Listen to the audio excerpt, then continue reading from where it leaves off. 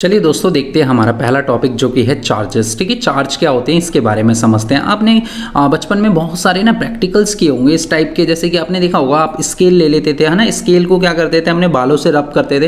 रब करने के बाद उसे छोटे छोटे पीस पेपर के क्या होते थे, उससे जो स्केल रब किया हुआ स्केल है बालों से, उसमें चार्जेस क्रिएट हो जाते थे, है ना, जिसकी वजह से वो अट्रैक्ट कर सकता था, है ना। कुछ इस टाइप का आपने देखा होगा ना। इसको अगर हम स्ट्रॉ को भी रब करते हैं तो उसके बाद क्या होता है, ये पेपर इसकी तरफ अट्रैक्ट होने लग जाते हैं, ना। तो इसके अंदर ना एक प्रॉपर्टी जनरेट हो जाती है, ऐसी प्रॉपर्टी जनरेट हो जाती है जिसकी वजह से ना ये इसकी तरफ क्या हो रहे हैं, अट्रैक्ट हो रहे हैं, इसकी तरफ खिंचाव महसूस कर रहे हैं एक तरह का। ठीक है, तो चार्जेस का भी मतलब इसी तरह से होता है। चार्ज भी क्या करते हैं, इंटरेक्शन का काम करते हैं। ठीक है, या तो वो एक दूसरे से अट्रैक्ट होते हैं या एक दूसरे से दूर जाते हैं, रिपेल करते हैं। तो समझेंगे the physical properties associated with matter due to which they interact with each other, है ना, एक दूसरे से वो इंटरेक्ट हो सके। तो इस तरह से जैसे इस पे क्या हुआ, चार्जेस क्रिएट हो गए हैं। ठीक है, इस स्ट्रॉ के ऊपर, जो कि इंटरेक्शन प्रॉपर्टी लेके आ रहा है। ठीक है, इंटरेक्शन का मतलब हाँ, एक तो अट्रैक्शन भी हो सकता है या रिपल्शन भी हो सकता है। मतलब अट्रैक्शन मतलब एक खिंचाव महसूस करना एक दूसरे की तरफ, और रिपल्शन का मतलब होता है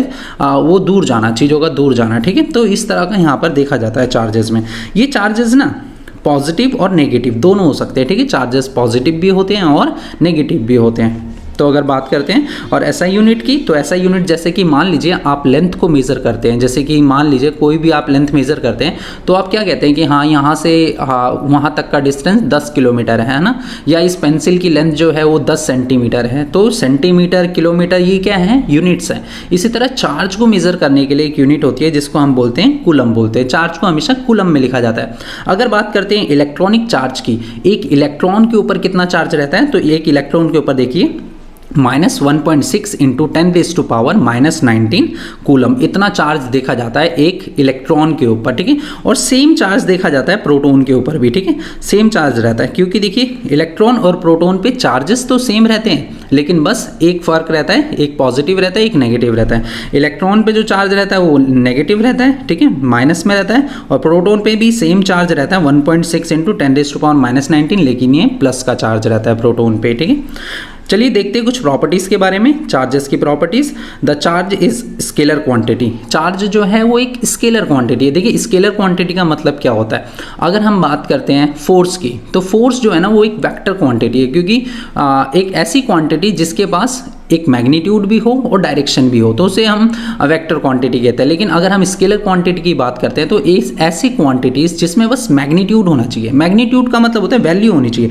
जैसे ये देखिए, जैसे चार्ज ऑन इलेक्ट्रॉन क्या था, -1.6 इंटू 10⁻⁻19 कूलम। तो यहाँ पर क्या है, एक मैग्नीट्यूड है, एक वैल्यू है, कोई डायरेक्शन नहीं है ना इसमें। तो डायरेक्शन जब नहीं होती, जैसे फोर्स की बात करते हैं, फोर्स में डायरेक्शन होता है, तो वो स्केलर क्वांटिटी नहीं है। लेकिन अगर हम बात करते हैं चार्ज की, तो charge is a scalar quantity, क्योंकि इसके पास कोई डायरेक्शन नहीं है। ठीक, जैसे फोर्स के पास डायरेक्शन होती है, तो यहाँ पर scalar quantity it has only magnitude, no direction, इस पर कोई डायरेक्शन नहीं है। ठीक है, the charge can be positive और नेगेटिव। ये चार्जेस ना यार पॉजिटिव भी हो सकते हैं और नेगेटिव भी हो सकते हैं, जैसे कि अभी हमने ऊपर भी देख लिया है। ठीक है, पॉजिटिव नेगेटिव दो टाइप के रहते हैं ये चार्जेस।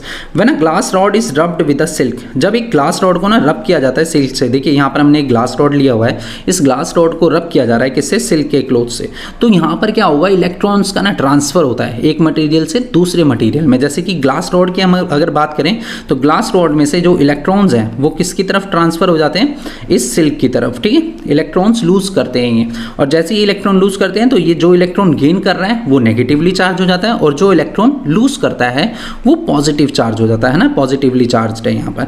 तो इस तरह के चार्जेस जो हैं क्रिएट हो जाते हैं। जैसे कि यहाँ पर भी अगर हम इसको रब कर देते हैं ना अपने हेयर से, है ना, इसे प्लास्टिक शीट को, तो यहाँ पर भी क्या हो रहा था, स्केल वगैरह को रब करने पे इस पर पॉजिटिव चार्ज क्रिएट हो जाते हैं, जिसकी वजह से ये चीज़ों को अपनी तरफ अट्रैक्ट करने लग जाता है। ठीक है, तो यहाँ पर glass rod loses electron, glass rod जो है ये क्या करेंगे, इलेक्ट्रॉन लूज करेंगे, और वो इलेक्ट्रॉन किसके पास चले जाएंगे, इस क्लोथ के पास, है ना, सिल्क क्लोथ है, जो सिल्क का ये कपड़ा है, इसके पास वो इलेक्ट्रॉन ट्रांसफर हो जाएंगे, जिसकी वजह से इस पर पॉजिटिव चार्ज आ जाएगा। ठीक है, एंड सिल्क गेन इलेक्ट्रॉन, और ये सिल्क इलेक्ट्रॉन गेन करेगा।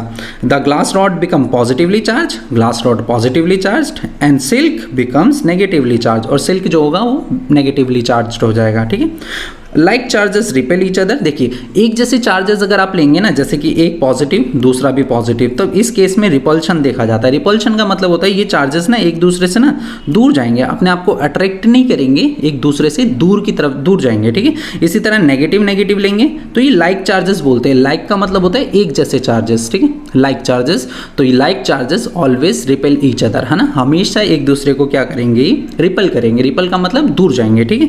लेकिन अगर बात करते हैं अनलाइक चार्जेस की तो अट्रैक्ट ईच अदर। अनलाइक का मतलब होता है एक पॉजिटिव ले लिया और एक नेगेटिव ले लिया, तो इस केस में क्या होगा, पॉजिटिव और नेगेटिव एक दूसरे की तरफ क्या होंगे, अट्रैक्ट होंगे, ठीक है। तो काफ़ी ईजी है यार, कोई दिक्कत नहीं है, चैप्टर काफ़ी ईजी बनने वाला है ये भी।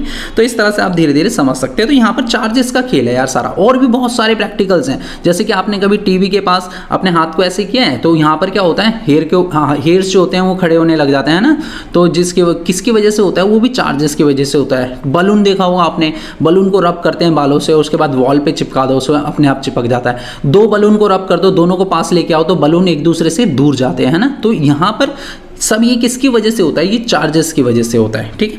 तो चार्जेस का ट्रांसफर होता है, तब ये चीज़ें जो है फिनोमेना देखे जाते हैं, ठीक है। तो चलिए देखते हैं एसआई यूनिट की बात करी अभी हमने।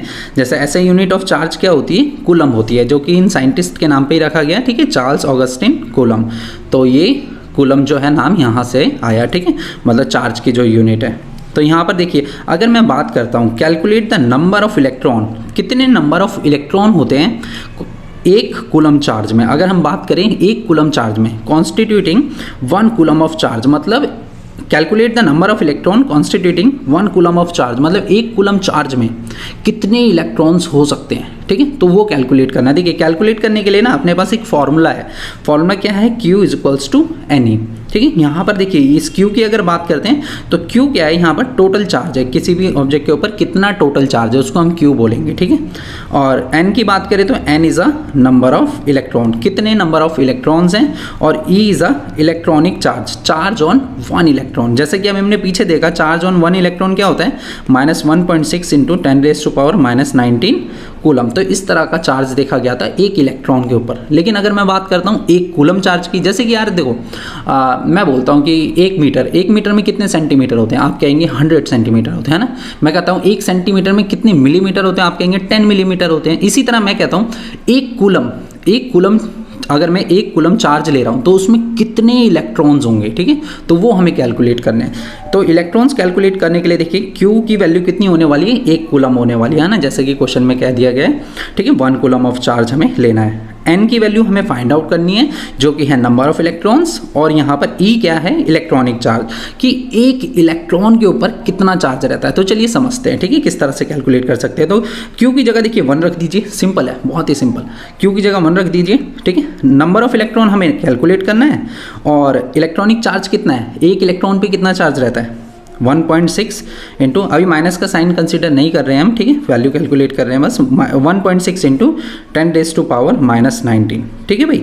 तो अब हमें किसकी वैल्यू निकालनी है, N की वैल्यू निकालनी है। इस N की वैल्यू को निकालने के लिए क्या करेंगे, N को यहीं पर छोड़ दीजिए, और ये सारा मल्टीप्लाई हो रहा है ना, तो उधर 1 के साथ जाके क्या हो जाएगा, ये डिवाइड हो जाएगा, नीचे आ जाएगा 1.6 इंटू 10⁻⁻19, ठीक है। तो इस तरह से हो सकता है।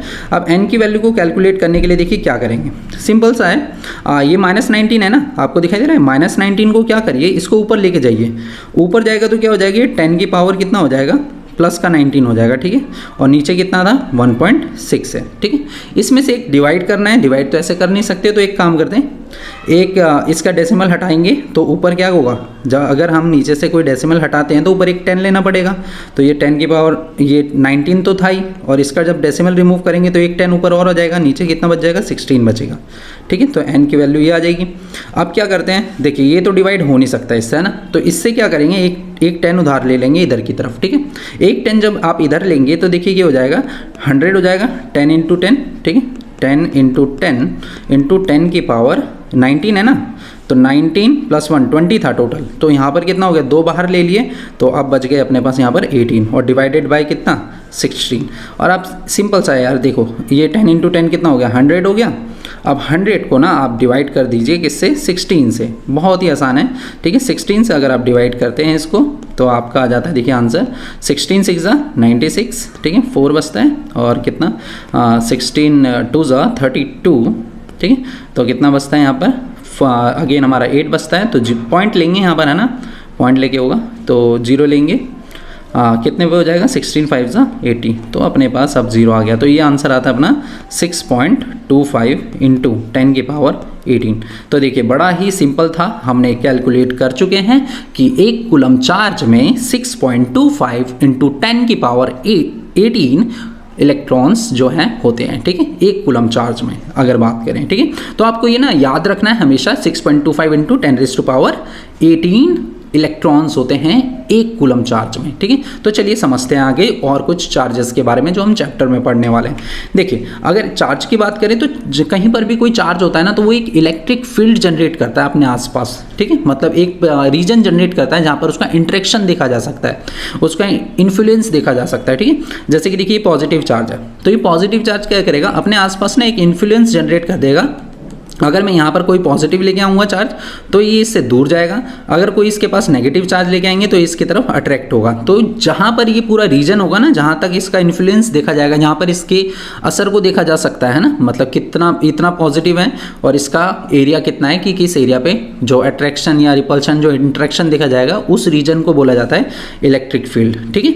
जैसे कि the physical field that surround electrically charge particle and exert force on all charge particles in the field and either attracting or repelling them, ठीक है, या तो वो रिपल करेगा या अट्रैक्ट करेगा, कुछ भी। पॉजिटिव रखोगे तो यार देखो रिपल करेगा, दूर जाएगा, और अगर आप नेगेटिव रखेंगे तो वो उसकी तरफ अट्रैक्ट करेगा, ठीक है। तो वो रीजन जहाँ पर ये अट्रैक्शन और रिपल्शन देखा जाता है उसको सीधे सा बोला जाता है इलेक्ट्रिक फील्ड बोला जाता है। तो चार्जेस की ना अभी हम 3 कंडीशंस देखने वाले हैं, जैसे कि देखिए यहाँ पर 12 चैप्टर पढ़ने वाले हैं अभी हम, और इसके बाद वाला जो चैप्टर है 13 चैप्टर जो है इलेक्ट्रिसिटी के बाद है मैग्नेटिज्म। तो उन दोनों चैप्टर में समझेंगे कि किस तरह से देखिए चार्जेस, मतलब चार्जेस के अकॉर्डिंग ही ना ये चैप्टर डिवाइड किए गए हैं। तो चार्ज मान लीजिए अगर रेस्ट पोजीशन पे है, अभी हमने पीछे देखा ना जब हमने स्केल को रब किया था तो चार्जेस क्रिएट हुए थे, है ना, इलेक्ट्रॉन के ट्रांसफर की वजह से। इलेक्ट्रॉन ट्रांसफर हुए थे किससे, ग्लास रॉड से इलेक्ट्रॉन्स का ट्रांसफर हुआ था सिल्क क्लॉथ में, सिल्क के कपड़े में, और क्या हुआ, ग्लास रॉड के ऊपर पॉजिटिव चार्ज बन गए। इसी तरह से ना अगर चार्जेस वहाँ पर क्या थे, चार्जेस रेस्ट पे थे, रुके हुए थे, तो इस तरह की चार्जेस जब रेस्ट पे होते हैं ना तो क्या क्रिएट करते हैं, इट क्रिएट इलेक्ट्रिक फील्ड, है ना, एक इलेक्ट्रिक फील्ड जनरेट करते हैं अपने आसपास, और साथ ही साथ this is called static electricity. और क्या जनरेट करते हैं, स्टैटिक इलेक्ट्रिसिटी। अब आप समझ गए हैं, जैसे कि हमने टीवी के सामने हाथ रखा था तो हेयर्स अट्रैक्ट होते हैं, है ना, बलून जो है, अगर बलून की बात करते हैं तो बलून जैसे ही हम रब करते हैं तो वॉल से स्टिक कर जाते हैं, तो इन सब के ऊपर क्या कैसी इलेक्ट्रिसिटी जनरेट हो जाती है, स्टैटिक इलेक्ट्रिसिटी, है ना। स्टैटिक इलेक्ट्रिसिटी की वजह से ही ये जो है अट्रैक्ट या रिपेल कर पाते हैं एक दूसरे को। और अगर बात करते हैं चार्जेस, जैसे कि हमने ये समझ लिया एग्जांपल, अगर हम बात करते हैं चार्जेस एट कांस्टेंट वेलोसिटी, मतलब एक कांस्टेंट स्पीड के साथ, एक कांस्टेंट वेलोसिटी के साथ अगर चार्जेस मूव कर रहे हैं तब क्या जनरेट होगा। देखिए तब जनरेट होता है, it create both electric field as well as magnetism. ये इलेक्ट्रिक फील्ड भी जनरेट करता है और मैग्नेटिज्म भी जनरेट करता है, ठीक है। जो कि ये वाला जो पार्ट है ना, हम इस चैप्टर में पढ़ने वाले हैं इलेक्ट्रिक करंट के बारे में, है ना। इलेक्ट्रिक करंट जनरेट करता है और मैग्नेटिज्म, तो ये इलेक्ट्रिक करंट ना हम पढ़ने वाले हैं इसी चैप्टर में, ठीक है, जो चैप्टर 12 है। और अगर बात करते हैं मैग्नेटिज्म की तो वो चैप्टर 13 पे पढ़ेंगे जब, ठीक है, मैग्नेटिज्म चैप्टर करेंगे। तो यहाँ पर भी देखिए सीधी सी बात है, जब भी इस वायर में से इलेक्ट्रिसिटी पास होगी तो इसके आसपास क्या होगा, एक तो करंट इलेक्ट्रिसिटी जनरेट होगी और साथ ही साथ इसके आसपास मैग्नेटिक फील्ड जनरेट होगा जिसे हम मैग्नेटिज्म कहेंगे, ठीक है, जब चार्जेस मूव करते हैं तब, ठीक है, तब देखा जाता है ये।